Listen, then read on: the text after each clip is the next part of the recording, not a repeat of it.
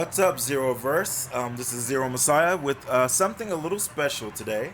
As you all know, I'm a Ubisoft partner. I'm part of their creator program, and as part of that, I was invited to have an early virtual hands-on with Star Wars Outlaws, a game that I think many of us are interested in and have had a lot of questions about, curious about. I know we've watched some trailers on my Twitch channel, and I've spoken to many of you about it, just, checking the hype level and things like that. And I personally had a number of questions about the game that I kind of wanted answered to see how we might feel about it, how I might want to stream it. And I'm so glad and thankful for Ubisoft for giving me access to this and giving me this incredible opportunity to check this game out early and to give you all some of my thoughts and feedback and footage. So everything you see here was played by me in the hands-on virtual session. For me, I had basically three major questions about this game. How does the world feel? How does the gameplay feel? How does the ship gameplay feel? And yeah, we're just gonna go ahead and check it out and see if the game delivers on a number of spots, and spoiler alert, I think it does. First, I want to talk about just a general kind of overview of what I felt with the game's feel. One of the things I've always said about Star Wars is that there's so many great ideas in the Star Wars movies and the shows and the games, and they do a pretty good job of showing scale. But sometimes when I watch the movies or when I play the games, I'm always it feels a little hollow to me, right? There's this incredible scale, but sometimes I'm like, but where are the people? I want to see people actually living and doing things. And in my opinion, this game succeeds in that quite a bit. One of the first things I notice when I walk in is, of course, there's, people hanging around, things doing like that. But as you can see, the kind of graffiti on the walls, pictures, and immediately I'm like, okay, yeah, I'm in a kind of, I wouldn't call it the slums, but definitely the kind of underbelly of a place. It feels lived in. There are people hanging about, doing things, moving around. I definitely don't feel like the center of the world and that everything has stopped when I'm not there. And this is made even more evident with some of the minigame things, which we'll talk about later. But I remember thinking numerous times during my play session, which lasted about 4 hours, 3 hours on one planet with everything accompanying it, and about an hour on another planet, which you will see. I basically felt like, okay, there's a lot here. People feel like they're doing things, and no matter where I went, the world just felt like, okay, yeah, there's stuff going on, there are people. Even here, when I was inside in, one of the Empire ships, instead of just being these open spaces, there were actually, Imperial kind of grunts hanging around, people organizing, talking, announcements. Even here on this incredibly cold world, which I thought would be very barren, we had tons of people kind of milling about, hanging out, discussing things as you pass by, looking for things, talking about things, and for me that goes a long way with my immersion in a game. Seems like a super small thing, but when a game does it well, it rocks. And see, we had moments like this where I completely had no idea what was going to happen, went to a vendor to talk, and saw a vendor being shaken down. It actually changed what I could do depending on my reputation. One of the greatest things about this game that immediately caught my interest were the mini games. It's games that do a good job of giving me a mini game to mess with in between missions or when I just want to relax. I love it.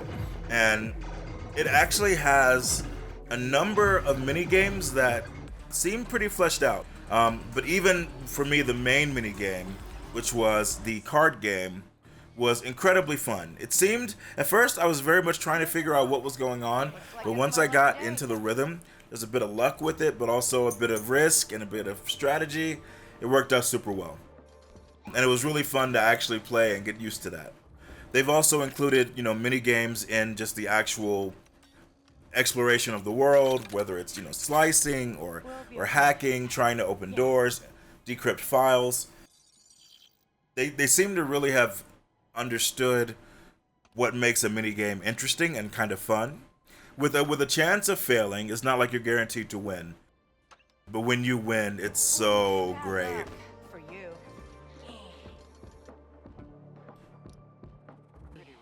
Long way from Now, home, isn't it? one of the things I want to talk about next is the gameplay. Now, for me, this was probably number one of my, what is it going to be like? Is it something I want to play? Kay and Nyx, which is my adorable little sidekick, are a pretty awesome team. There's stealth elements in the game, as you can see, with the grass, and there's a cover system that the game utilizes, whether you're hiding, whether you're trying to ambush people, even in a shootout, which we'll get to later. But for me, one of the highlights was absolutely little Nyx, who, once you realize exactly how much you can use this little guy, it's awesome.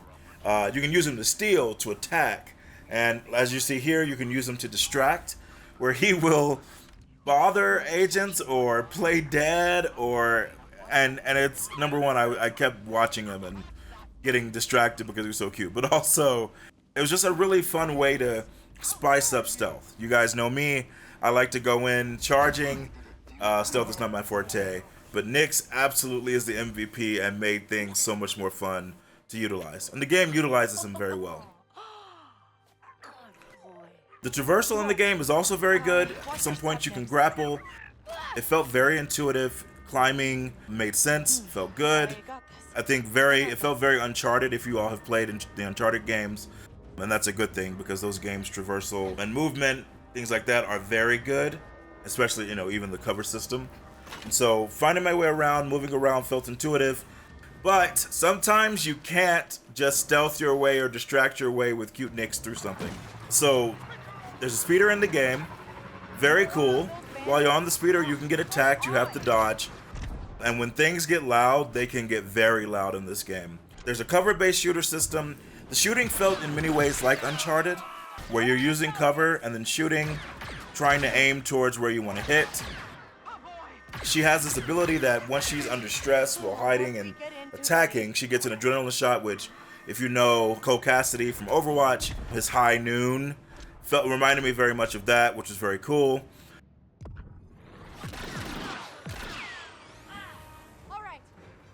And as someone like me who loves to run in and kind of run and gun and shoot, it was definitely an interesting experience to get used to the fact that I am not some invincible Jedi or Sith running in just ready to destroy everyone.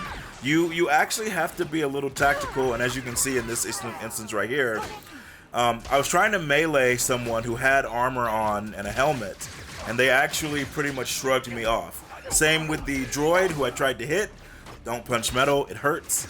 And it kind of highlighted the fact that our character is not an invincible god. They definitely can fall and get destroyed, which I definitely did. In this segment right here, I just wanted to see how good the aim of the game was. And I was like, okay, I'm just going to try to run to this area and let's see what happens. Do they have Stormtrooper aim? They do not.